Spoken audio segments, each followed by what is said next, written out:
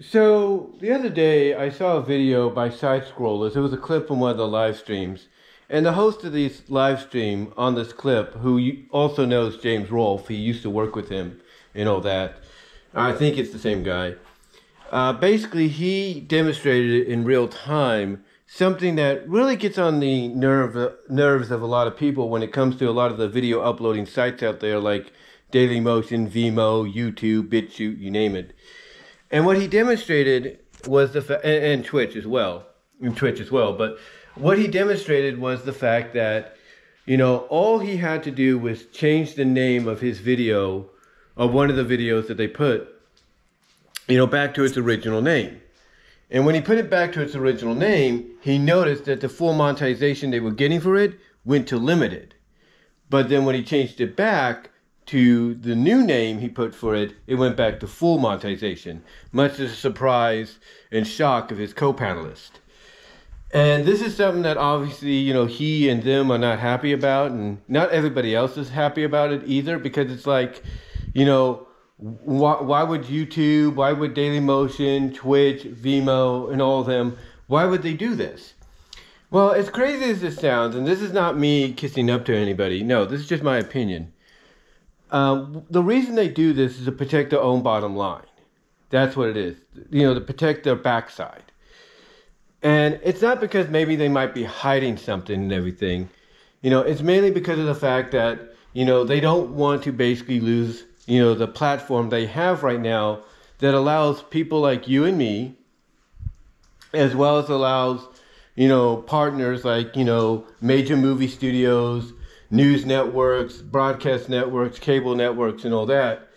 They don't want to lose this platform that allows everyone that I just mentioned, a place to go, and do their thing. Basically go out and, have a place to, express themselves on, without potential repercussions, they don't want to lose that. They don't want to lose that opportunity. They also don't want to end up in court. That's the thing. They also don't want to end up in court, because of something they allowed a consumer or a partner like a news outlet to say that could, rub people the wrong way. And what happened was, the side scrollers, mainly their host, had this, video that they did talking about a certain list, and everything, that had a certain amount of, notable people on it.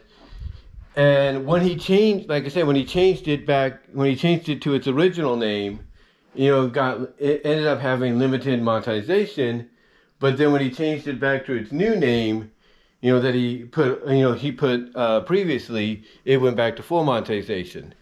So, obviously, again, this is something that a lot of people don't like when it comes to a lot of these, notable uploading video sites, that are supposed to allow people to, to say, to post videos, content and everything where they can express their opinions, without incident. Now, most of the time they can. It's just that there are certain things, obviously, that, you got to be careful about. I mean, there are stuff that I've posted, here on YouTube, to where I can't, when I was monetizing, and hopefully I'll be monetizing again, very soon, to where I would notice just because it's the subject that I'm talking about, it would get limited, and even if I was to change the name, of the title, it would still be limited because of the subject I'm talking about, either because of the way I describe it in the description or what I'm saying in the video. So, unfortunately, we're just in a situation right now to where we have to kind of put ourselves in their shoes and realize that, well, if we were running Google, we were running YouTube, we were running all these uploading sites, and, we didn't want to lose our platform, we didn't want to, lose our control or anything and be taken to a court over something that we didn't, mean to happen because we were just trying to give people a platform to voice their opinions. We have to understand that if we were in their shoes, we'd probably do the same thing. We'd probably limit, monetization on certain, videos, based on their titles or based on what, you know, is content-wise in the video. We'd probably do that. But hopefully over time, YouTube and Twitch and Dailymotion and Vimeo and BitChute, all these sites, hopefully over time they'll improve and realize, hey, these people are just giving their opinions, they don't mean no harm, and just leave it at that. But let me know what your thoughts are on that there. And now there's one more topic I want to talk about as well. And I do apologize if I'm stumbling on my words a little bit. It's early still, I'm still waking up. It's about 9:41 in the morning, so I do apologize if I'm stumbling on my words. You know, like I said, I'm still waking up and everything. But the next thing I want to talk about here is somebody that I support here on the internet, on DeviantArt, on Echo's Portal, on Gumroad, you name it, and that's Lady Drasami. Lady Drasami is a very good artistic artist, does web comics along with people like Groblek. And she came out recently and announced that due to low sales on 2 new comics that she was working on that are kind of like outside what she's normally known for doing, which is the vor, you know, fetishes of SV and CV and UB, if you know what I mean.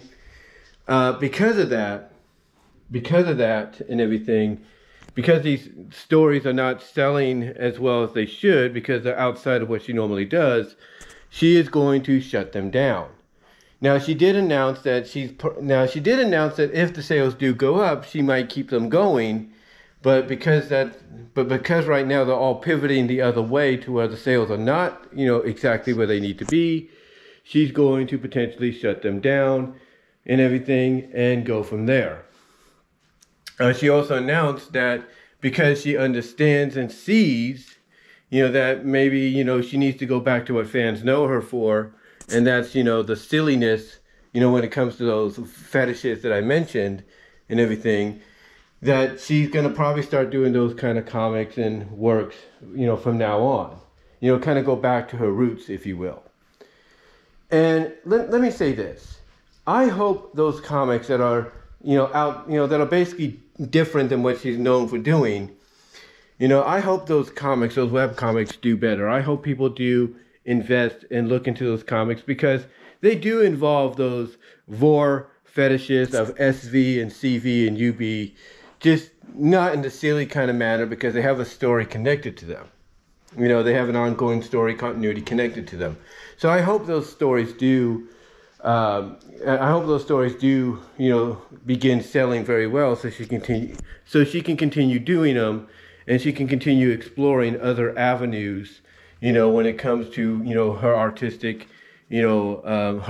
work of, you know, telling stories and drawing pictures and comics to go with those stories. But there's also an example of the fact that, you know, when people are used to you doing one thing, that's all they know you for.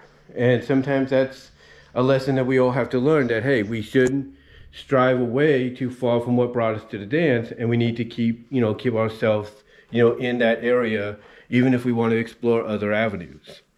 So it is a lesson in that, but hopefully things get better and she gets those comics up and running, you know, financially, gets more sales for them. But yeah, if you're a fan of hers, I just thought I'd let you know about that. And until next time, guys,